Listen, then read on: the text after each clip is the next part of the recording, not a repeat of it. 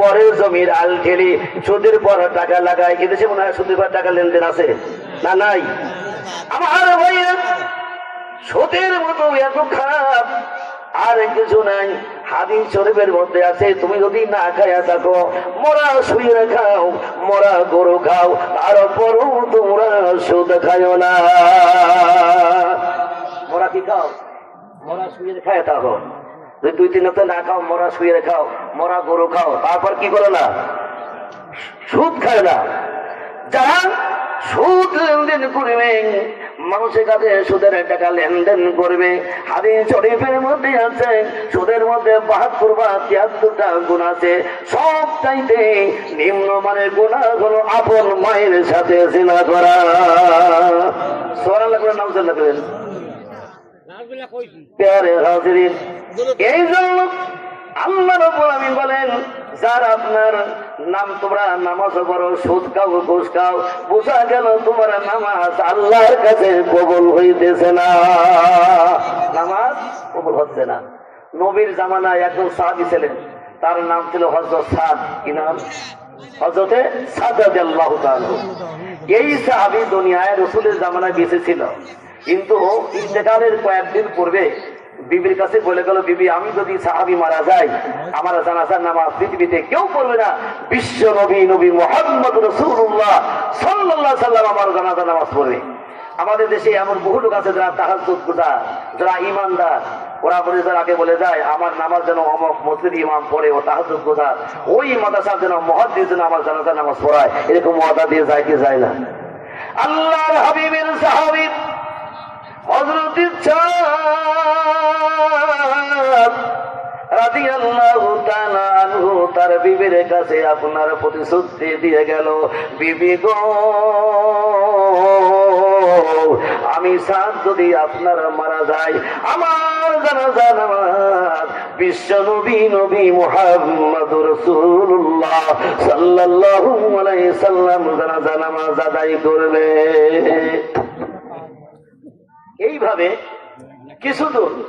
এইভাবে কিছুদিন যেতে যেতে হঠাৎ করে সাদ রাদিয়াল্লাহু তাআলা ইন্তেকাল করেছে। আল্লাহর নবী খবর চলে গেল নবীর কাছে, ইয়া রাসূলুল্লাহ, হাবিবাল্লাহ, নবী গো,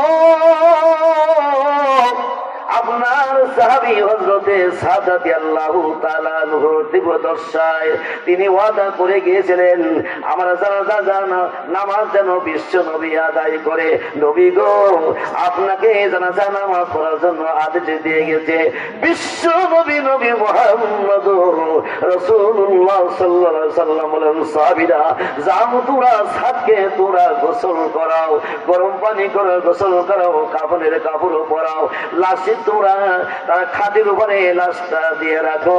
আমি বিশ্ব নবী আমার সাহাবায়ে কিরামদেরকে নিয়ে তারা যারা যায় নামাজ আমি নবী শরীক হয়ে যাব। বিশ্ব নবী সাহাবায়ে কিরামদের নিয়ে যারা যারা সামনে লাশের সামনে তিনি দাঁড়িয়ে গেলেন, সাহাবায়ে কিরামরা পিছনে দাঁড়িয়ে গেলেন। নবী নিয়াত করবেন, তাকবীর তাহরিম আওয়াজ, এমন সময়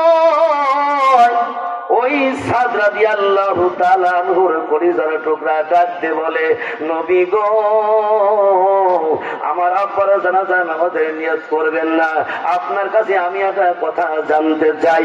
নবী বললেন, সাহাবীর কলিজার বেটা, আমার কাছে তুমি কি জানবা তুমি বলো। বলে, নবী গো, আমি জানতে চাই আমার আব্বার যে জানাজা নামাজ পড়াবেন, আমি জানতে চাই আপনার জবান দিয়া আমার আব্বা জান্নাতি মানুষ না জাহান্নামী মানুষ। আল্লাহ হাবিব বলেন, সাহাবী সাদের বেটা, আমি বিশ্ব নবী নবী মুহাম্মদ সাল্লাল্লাহু আলাইহি সাল্লাম বলে দিলাম তোমার আব্বা বেশক জান্নাতি। আল্লাহু আকবার। আল্লাহর হাবিব আবার নামাজের নিয়ত করবি, এইরকম এক নয় দুই নয় তিনবার তিনি বললেন, নবী গো, আবার বলে দেন, আবার বলে দেন।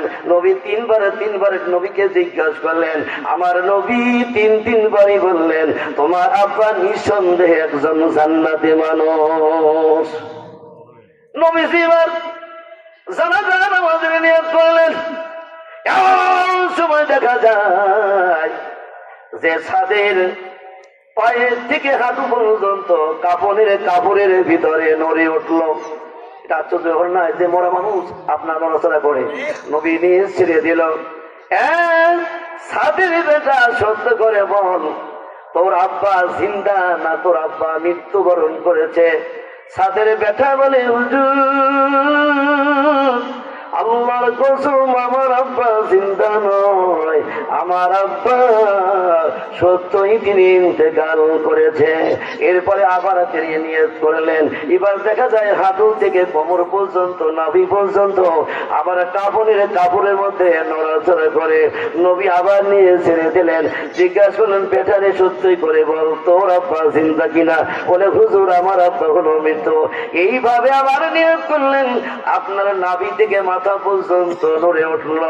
নবীজি জানাজা নামাজ পড়ানোর পরে আল্লাহ নবী তার মনের ইচ্ছা হলো, সাহাবী মৃত্যুবরণ করলো, কিন্তু কাপড়ের মধ্যে নড়াচড়া করে কেন?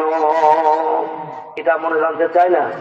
যেই নবীর মনে জানতে চাচ্ছে সেই নবীর কথাটা আল্লাহর ইলম পর্যন্ত পৌঁছে গেছে। আল্লাহু আকবার।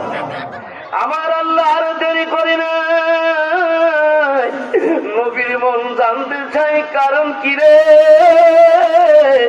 মৃত সাহাবী কাপড়ের ভিতরে কেন নড়াচড়া করে? সাহাবাই কিরামদের মনের উদ্দেশ্য এটা আমরা জানবো, নবীর কাছে জানবো। আপনাদের ইচ্ছা হচ্ছে না জানার জন্য?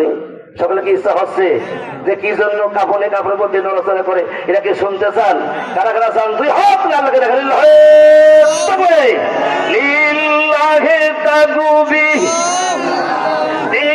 ইসলাম দিন ইসলাম আল্লাহ পাক জিবরাইল ফেরেশতাকে ডাক দিয়ে কয়, ও জিবরাইল আমার নবীর মনের একান্ত বাসনা সাহাবী সাথে কাপড়ের ভিতরে কেন নড়াচড়া করে? নবী জানতে চাই। জিবরাইল তুই যাই আমার হাবিবকে তুই জানা দিয়ায় কেন কাপড়ের মধ্যে কে নড়াচড়া করে? হযরত জিবরিল আমিন চলে আসলো। এসে বললে, নবী যখন কোন জিনিস আপনার জানার ইচ্ছা হয় সঙ্গে সঙ্গে আল্লাহ পাক আমাকে আপনার কাছে পাঠায় দেয় সে জিনিস জানিয়ে দেওয়ার জন্য।